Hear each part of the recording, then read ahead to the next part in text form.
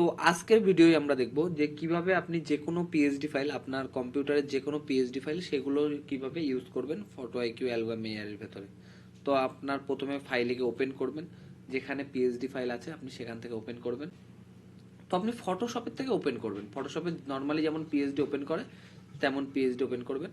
Open করার পরে আপনার ফটোগুলোকে ডিলিট করে দিতে হবে, ডিলিট ডিলিট ডিলিট করার পরে আপনার যে লেয়ারে কিন্তু কোনো গ্রুপ থাকলে, মানে লেয়ারের ভেতরে যেমন গ্রুপ হয় না, সেই গ্রুপ বিষয়টা থাকলে কিন্তু হবে না। আমি তাও একবার লেয়ারে দেখে নিই।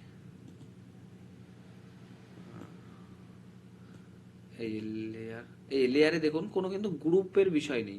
অনেক পিএইচডিতে কি হয়, এরকম গ্রুপ করা থাকে, ঠিক আছে? তো গ্রুপটার জন্য গ্রুপ থাকলে কিন্তু এই জিনিসগুলো হয় না, এটা একটু মাথায় রাখবেন। এবার আমার কাজ কি হবে, শিফট চেপে এই যে দেখুন এই চারটে লেয়ারকে আমি সিলেক্ট করে নিলাম। চারটে লেয়ার সিলেক্ট করে একটু অনেক এদিক ওদিক করে নিলাম, নিয়ে কন্ট্রোল জেড মেরে নিলাম। তো ঠিকঠাক আছে।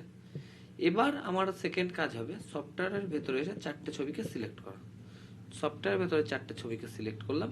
এখানে কি ফিল মার্কেট পিএইচডি, এখানে গিয়ে ক্লিক করলে কিছুটা টাইম আমরা ওয়েট করব। হ্যাঁ, এই যে দেখুন ছবিগুলো কিন্তু একদম পারফেক্টলি কিন্তু বসে গেছে, একদম সুন্দরভাবে বসে গেছে। এবার যদি আপনারা চান যে কোনো ছবি, এই ছবিটা এখানে আনতে আর এই ছবিটা এখানে আনতে, সেটাও আপনি করতে পারবেন। সেটা কিভাবে করবেন একবার দেখিয়ে দিই। এই ছবি দুটোকে ক্লিক করে নেবেন, ক্লিক করে এখানে সোয়াইপ ইমেজ আছে, সোয়াইপ ইমেজে ক্লিক করলে কিন্তু ছবি দুটো সোয়াইপ হয়ে যাবে। তো এইভাবে আপনি সোয়াইপ করতে পারবেন। এবার কথা হচ্ছে, এই যে আমরা দেখুন একটা জিনিস, যখন আমরা এই ছবিগুলো সিলেক্ট করে ডিজাইনে ক্লিক করছি, এখানে কিন্তু অনেকগুলো পিএইচডি ফাইল শো করছে। তো আপনাদের হয়তো অনেকের মনে চিন্তা হতে পারে যে এই টাইপের পিএইচডি, আমার যে পিএইচডি, আমি সেইগুলো অ্যাড করব কি করে, সেইগুলো আমি অ্যাড করব কি করে। তো তার জন্য আপনাকে কি করতে হবে আরেকবার দেখিয়ে দিই। এবার ফার্স্টে আপনাকে এই কনভার্ট পিএইচডি বলে এটাকে ক্লিক করতে হবে। ক্লিক করে এটাকে একদম সাইডে রাখবেন, এরকম পজিশনে রাখবেন। এবার আপনি যে কোনো পিএইচডি ধরেন, আপনি যে কোনো, আমি একটা নতুন পিএইচডি নিয়ে করি, ফাইলে গিয়ে ওপেন অ্যাজ, আপনার যেখানে খুশি পিএইচডি থাকলেই হবে, ঠিক আছে? এরকম কোনো ব্যাপার নেই, যেখানেই থাকতে হবে। আমাদের ডেস্কটপে রয়েছে ইংলিশ পিএইচডি।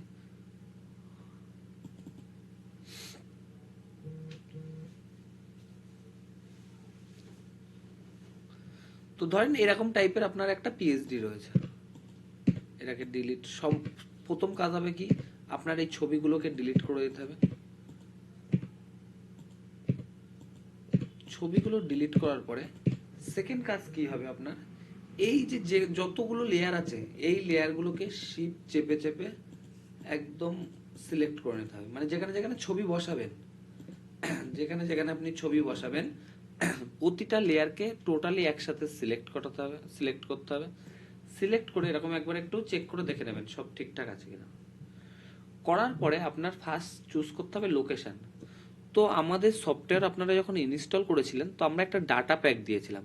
তো সেই ডাটা প্যাকটা আপনি যেইখানে, মানে E drive, C drive, D drive, বেশিরভাগ ডি ড্রাইভে, তো আপনি যে ড্রাইভে লোড করেছিলেন, মানে যে ড্রাইভের ভেতরে রেখেছিলেন, সেই জায়গাটা আপনার ক্লিক করে দিতে হবে।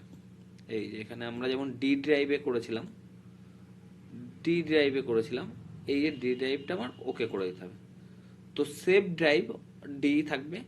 আপনারা যদি কেউ ইতে একদম ডাটাটা সেভ করেন তাহলে ই থাকবে, এটা টোটালি আপনার উপরে।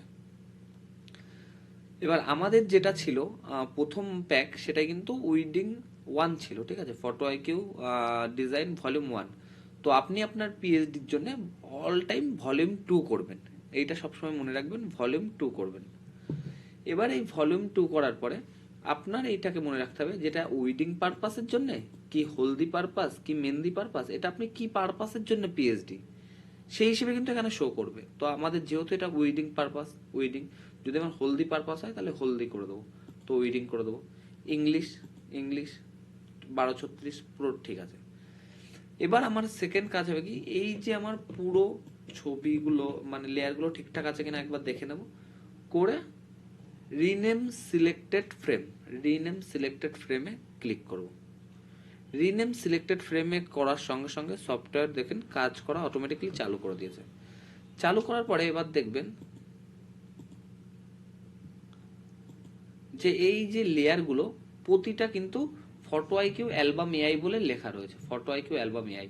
এইটা যদি আপনার না হয় তাহলে কিন্তু হবে না। এই যে দেখুন প্রতিটা লেয়ারে আমি ক্লিক করি, ফটো আইকিউ অ্যালবাম এআই দেখাবে। তো এইটা একটুখানি আপনি চেক করে রাখবেন। এরকম যদি হয়ে যায়, এবার আপনার কাজ হবে কি, শুধু জেনারেটে ক্লিক করবেন। জেনারেটে ক্লিক করা মানে কি, এই পিএইচডিটা আপনার অটো পিএইচডিতে কনভার্ট হয়ে গেল। এর পরবর্তীতে আপনি যখনই 6টা 7টা করে ছবি ক্লিক করবেন তখন ওই টেমপ্লেটটা শো করবে। কিন্তু তার আগে একটা কাজ আছে কি, এই যে ধরেন আপনি একটা দুটো করে করবেন না, যখন করবেন মিনিমাম 100 200 পিএইচডি আপলোড করেছেন, আমি যেইভাবে দেখালাম এইভাবে আপলোড করার পরে আপনার এই সেটিংসে যাবেন, এই অটো ইনস্টার ডাটাতে যাবেন, গিয়ে এখানে ডি ড্রাইভে থাকলে ডি ড্রাইভ, ই ড্রাইভে থাকলে ই ড্রাইভ করে ওকে করে দেবেন। ঠিক আছে, এই আমি ওকে করে দিলাম ডি ড্রাইভটাকে, শুধু ডি ড্রাইভ, তার ভেতরে কি আছে সেইগুলো কিচ্ছু করবো না, ডি ড্রাইভ করে আমি ওকে করে দিলাম, করে ইয়েস করে দিলাম, করে কেটে দেবো।